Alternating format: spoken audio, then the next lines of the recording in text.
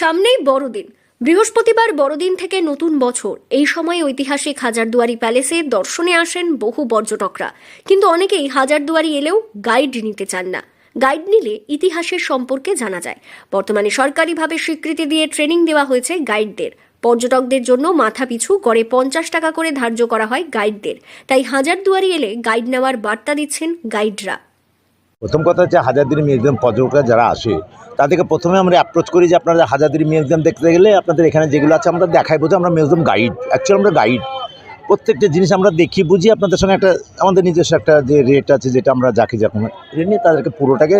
এবার হাজারদুয়ারি দেখতে চাইলে হাজারদুয়ারি দেখা যদি আউটসিন যেমন হাজারদুয়ারি ছাড়া কাঠগোলা কাঠরাত এগুলো আছে এগুলো তখন তাদের সঙ্গে কন্ট্যাক্ট করে সেগুলো এখানে দেখার বলতে গেলে এখানে যেমন আপনার ইমামবাড়ি আছে, বাচ্চাবলি কামান আছে, মদিনা আছে, হাজারদুয়ারি আছে, এগুলো সব কিছু টিকিটে তো কথা বলবে না।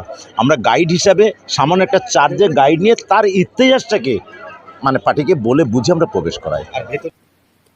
মুর্শিদাবাদের দর্শনীয় স্থানগুলির তালিকার মধ্যে পর্যটকরা সবার আগে রাখেন হাজারদুয়ারি প্রাসাদকে। এই দুর্গপ্রাসাদ যেখানে অবস্থিত সেই পুরো চত্বরটাকে বলে নিজামত কিলা বা কিলা নিজামত।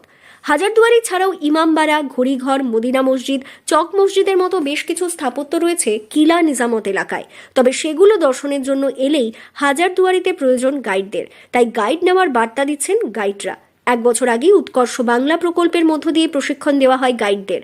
সরকারি স্বীকৃত প্রাপ্ত 50 জন গাইড আছেন হাজারদুয়ারি চত্বরে। তারা সমস্ত কিছুই পরিদর্শন করিয়ে দিয়ে বুঝিয়ে দেন পর্যটকদের। हम तो ऑल मुर्शिदाबाद घुमाते हैं, जैसा कटरा मॉस्क, जहान कोशा, जगत सेठ, हाउस ऑफ जगत सेठ, कटगोला बागान, उसके बाद हाउस ऑफ मिर्जाफर और अजीमुन्निसा बेगम का समाधि जो अजीम कटरा। उसके बाद ऊपर जाते हैं हम खुशबाग। उसके बाद माँ का जो है किटीश्वरी मंदिर, जगत धाम है जो है वो जगत बंधु का। उसके बाद 4 बंगला का मंदिर है वो है। उसके बाद हम कर्ण सुवर्ण भी जाते हैं, राजा शशांक का। भाई टूरिस्ट हमको जैसे कॉन्टैक्ट करता है वैसे हम काम करते हैं। অনেকেই এসে হাজারদুয়ারিকে নবাব সিরাজউদ্দৌলার প্রাসাদ ভেবে ভুল করে থাকেন। অনেকেই ভাবেন হাজারদুয়ারি হলো নবাবের বাসস্থান, কিন্তু হাজারদুয়ারি হলো তৎকালীন বড় কুঠি, যেটা বোঝার জন্য দরকার গাইডদের। তবেই জানা যাবে ইতিহাসের প্রকৃত তথ্য। হাজারদুয়ারি মূলত নবাব নাজিম হুমায়ুন যা তৈরি করিয়েছিলেন।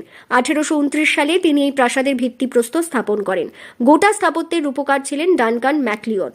দেখলেই বোঝা যায় এই প্রাসাদের স্থাপত্য শৈলী ইউরোপীয় ঘরানার, বিশেষ করে ইতালীয় রীতির সৌধগুলোর সঙ্গে মিল প্রচুর।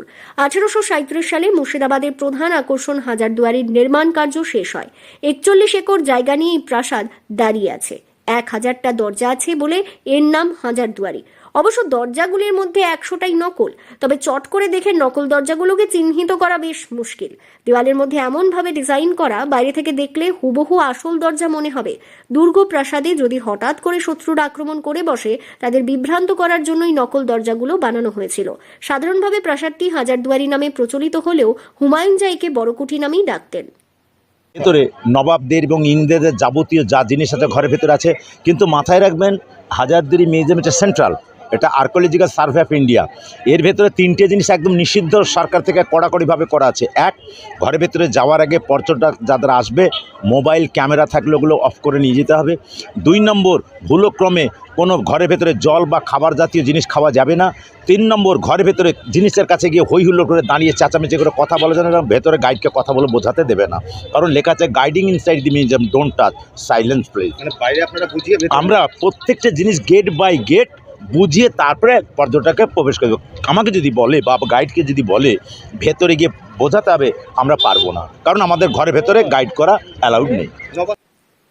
মুর্শিদাবাদ থেকে কৌশিক অধিকারীর রিপোর্ট, লোকাল 18 বাংলা।